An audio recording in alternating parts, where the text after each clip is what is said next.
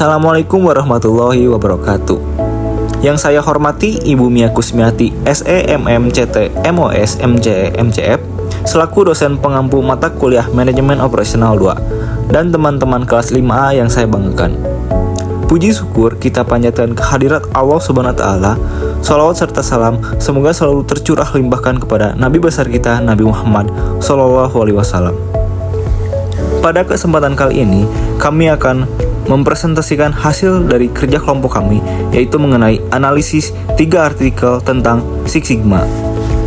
Sebelumnya, perkenalkan kami dari kelompok 9 yang beranggotakan 3 orang yang terdiri dari Yuda Darussalam, Kafi Mubarak Ahmad, dan saya sendiri Fitra Muhammad Fajri. Oke, langsung ke pembahasan di mana kami menganalisis 3 artikel untuk dibandingkan. Artikel yang pertama berjudul Pengendalian Kualitas Metode Six Sigma untuk Mengurangi Tingkat Kerusakan Produk Kalender di PT KLM. Kemudian artikel yang kedua berjudul Pendekatan Six Sigma untuk Mengurangi Produk Cacat pada Produksi Botol di CP XYZ. Dan artikel yang ketiga berjudul Analisis Pengendalian Kualitas Produk Meja Menggunakan Metode Six Sigma pada PT XYZ. Berdasarkan artikel yang pertama menjelaskan bahwa Six Sigma adalah metode pengendalian kualitas yang bertujuan untuk mengurangi tingkat kecacatan pada produk atau layanan. Dalam artikel ini, Six Sigma diterapkan pada PT KLM untuk meningkatkan kualitas produksi kalender. Metode ini menitikberatkan pada data dan analisis statistik dalam mengidentifikasi serta mengurangi kesalahan produksi. Sedangkan pada artikel yang kedua menjelaskan bahwa Six Sigma merupakan pendekatan statistik untuk mengukur dan mengurangi cacat dalam proses produksi hingga mencapai tingkat kualitas tinggi. Six Sigma dalam konteks ini digunakan untuk menurunkan jumlah produk cacat di CP XYZ dalam produksi botol. Dan pada artikel yang ketiga menjelaskan bahwa Six Sigma adalah metodologi yang dirancang untuk meningkatkan kualitas produksi melalui identifikasi, pengukuran, dan perbaikan proses. Fokus utama dari penelitian ini adalah untuk mengurangi tingkat kecacatan produk sehingga kualitas produk lebih baik dan sesuai dengan harapan pelanggan.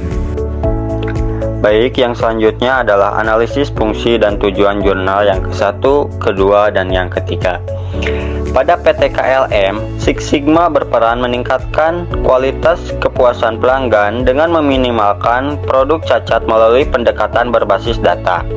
Jurnal yang kedua, Six Sigma berfungsi sebagai alat untuk meningkatkan kualitas secara berkesinambungan melalui analisis yang mendalam pada penyebab cacat dan upaya perbaikan yang terencana. Jurnal yang ketiga, Six Sigma berfungsi untuk mengidentifikasi penyebab cacat, meningkatkan kepuasan pelanggan, meningkatkan efisiensi produksi, dan memastikan kepatuhan standar. Lalu, tujuan dari jurnal yang ke-1 menurunkan tingkat kecacatan produk kalender hingga tercapai standar kualitas yang diinginkan pelanggan. Jurnal yang kedua, tujuannya mengidentifikasi faktor-faktor penyebab utama terjadinya kecacatan produk, serta merumuskan solusi untuk meminimalkan cacat pada produk botol. Lalu, jurnal yang ketiga tujuannya untuk meningkatkan kualitas produk X melalui analisis penyebab kecacatan produk dan penerapan rencana perbaikan. Sekian, terima kasih. Yang selanjutnya adalah indikator yang digunakan. Pada artikel yang pertama menggunakan indikator seperti jenis cacat produk, misalnya tulisan miring, warna buram, ataupun gambar yang terpotong, serta perhitungan tingkat sigma dan DPMO atau defect per million opportunities. Pada artikel yang kedua menggunakan persentase kecacatan produk, nilai sigma yang mencerminkan tingkat kualitas, serta defect per million opportunities atau DPMO. Dan pada artikel yang ketiga menggunakan indikator seperti DPMO, sigma level, dan CPK atau Process Capability Index. Kemudian metodologi yang digunakan.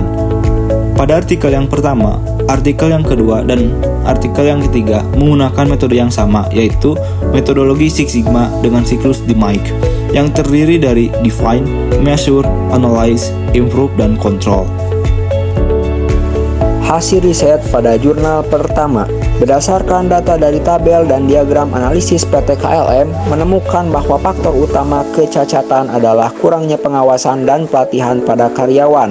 Hasil menunjukkan cacat tulisan miring sebanyak 12,8%, warna buram sebanyak 11,2%, dan gambar terpotong sebanyak 11,1%.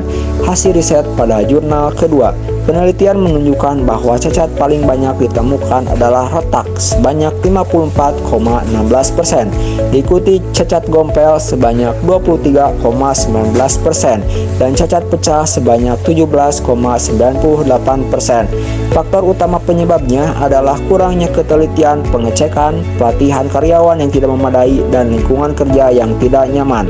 Hasil riset pada jurnal ketiga, ditemukan bahwa karyawan yang kurang disiplin, tidak adanya tempat penyimpanan, dan kurangnya perencanaan tindakan pemeliharaan menjadi penyebab utama kecacatan produk.